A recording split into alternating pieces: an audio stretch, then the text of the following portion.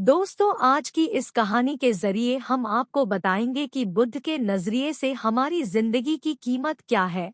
हम में से बहुत से लोग अपनी जिंदगी की वैल्यू नहीं समझते और अपने जीवन को ऐसी चीजों में बर्बाद कर देते हैं जिनसे हमारा नुकसान ही होता है।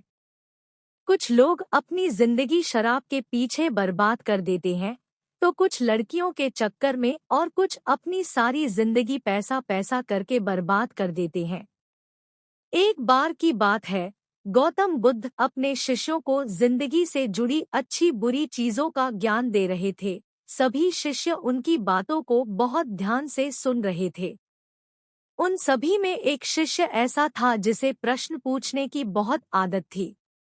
वो उठकर गौतम बुद्ध के पास गया और उनसे बोला, आप हमें जिंदगी के बारे में जो कुछ सिखा रहे हैं उस सब का क्या फायदा, क्योंकि हम में से बहुत से बच्चों को ये भी नहीं पता कि हमारे जीवन का मूल्य क्या है और ये जीवन हमारे लिए कितना कीमती है। पहले आप हमें ये बताइए कि इस जीवन का मूल्य क्या है। अपने शिष्य की बात सुनकर गौतम बुद्ध अपने कक्ष में गए और एक चमकता हुआ पत्थर का टुकड़ा लेकर आए। वो टुकड़ा उन्होंने अपने शिष्य को दिया और बोले, मैं तुम्हें इस जीवन का मूल्य तब बताऊंगा जब तुम इस पत्थर का सही मूल्य पता लगाकर आओगे। साथ ही ये ध्यान रखना कि तुम्हें ये पत्थर का टुकड़ा किसी को बेचना नहीं है।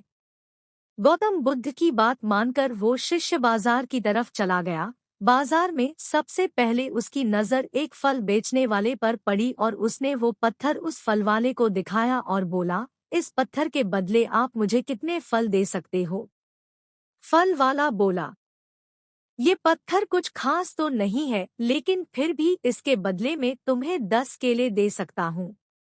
वो शिष्य उस पत्थर को लेकर आगे चला गया। फिर उसे एक सब्जी वाला मिला। शिष्य ने उस सब्जी वाले से उस पत्थर की कीमत पूछी। सब्जी वाले ने उस पत्थर को ध्यान से देखा और बोला, इस पत्थर की कीमत के बदले में तुम्हें ज्यादा से ज्यादा एक बोरी भरकर सब्जियां दे सकता हूँ।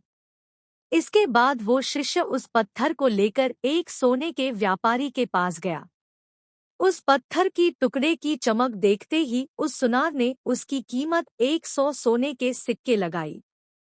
शिष्य ने वो टुकड़ा बेचने से मना किया तो वो सुनार उसके बदले 200 सोने के सिक्के देने को भी राजी हो गया, लेकिन शिष्य ने वो पत्थर नहीं बेचा।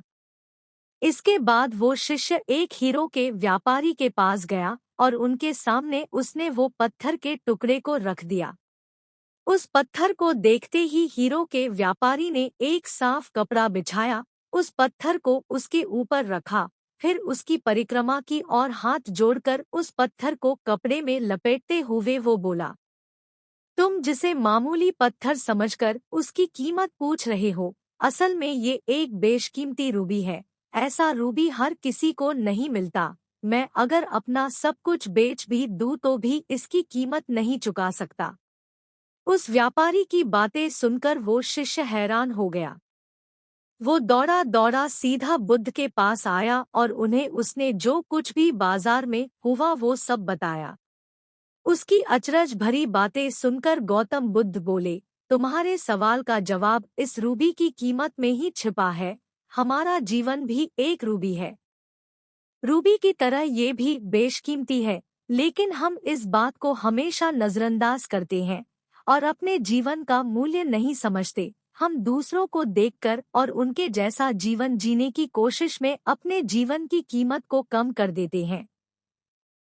हम ये सोचते हैं कि हमारी जिंदगी की कीमत वही है जो दूसरे हमें बताते हैं, लेकिन ये बात हमेशा ध्यान रखना कि सामने वाला अपनी हैसियत, बुद्धि और अपनी समझ के हिसाब से तुम्हारी कीमत लगाता है। जिंदगी सिर्फ एक बार मिलती है, इसलिए इसको बर्बाद ना करें। अपनी जिंदगी को उतना ही कीमती समझे जितना कीमती आप अपने बैंक में रखे रुपयों को समझते हैं। आज के समय में लोग अपनी जिंदगी से ज्यादा कीमती प्यार, पैसों और दिखावे से भरी चीजों को समझते हैं। प्यार के चक्कर में लोग सुसाइड कर लेते हैं। पैसों के चक्कर में ऐसा काम करने लग जाते हैं जिससे उनकी जिंदगी बर्बाद हो जाती है। नाम कमाने के चक्कर में उल्टे सीधे काम करने लग जाते हैं। हमेशा याद रखें कि दिखावा करना जरूरी नहीं है। प्यार दोबारा मिल सकता है, पैसा फिर कमाया जा सकता है, लेकिन जिंदगी को फिर से पाया नहीं जा सकता। इसलिए अपनी इस बेशकीमती जिंदगी को अच्छे से जिए, हर पल का आनंद ले। कभी ये ना सोचे कि आप इस दुनिया में किसी काम के नहीं हैं, ना कभी ये सोचे कि आपकी जिंदगी व्यर्थ है। आपके होने या ना होने से कुछ फर्क नहीं पड़ता। जब भी ऐसे नेगेटिव विचार आपके मन में आए तो खुद को बस ये याद दिलाएं कि जीवन एक रूबी है और ये बेशकीमती है। धन्यवाद।